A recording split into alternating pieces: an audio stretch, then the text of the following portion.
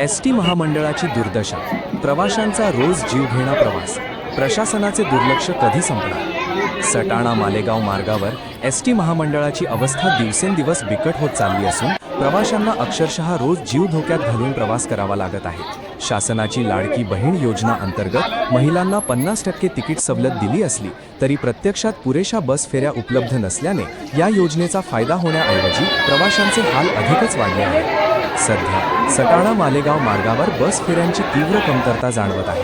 परिणामी शालेय विद्यार्थी, महाविद्यालयीन विद्यार्थी, नोकरदार वर्ग तसेच सर्वसामान्य प्रवासी तासनतास बसची वाट पाहताना दिसत आहेत। बस मिळालीच तर ती इतकी गर्दीने भरलेली असते की अनेकांना उभ्याने तेही असुरक्षित अवस्थेत प्रवास करावा लागतो। विशेषतः रात्री 8:30 वाजल्यानंतर मालेगाव येथून सटाणा, लखमापूर, आघार, ब्राह्मणगाव या मार्गावरील प्रवाशांना मोठ्या मनस्तापाला सामोरे जावे लागत आहे। उशीर झाल्यास अनेक वेळा बस थेट थांबा न घेता पुढे किंवा मागे थांबवली जाते।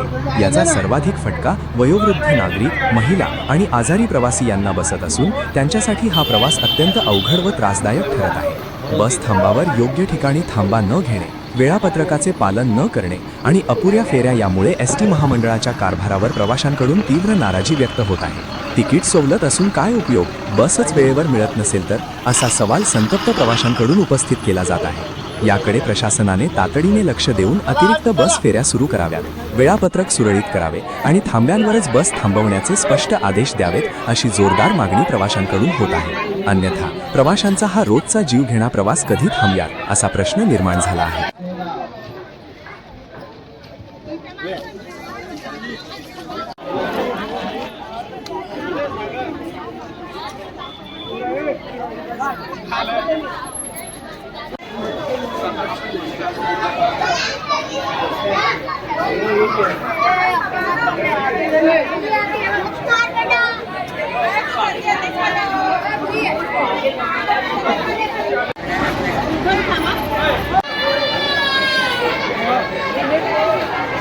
Guys.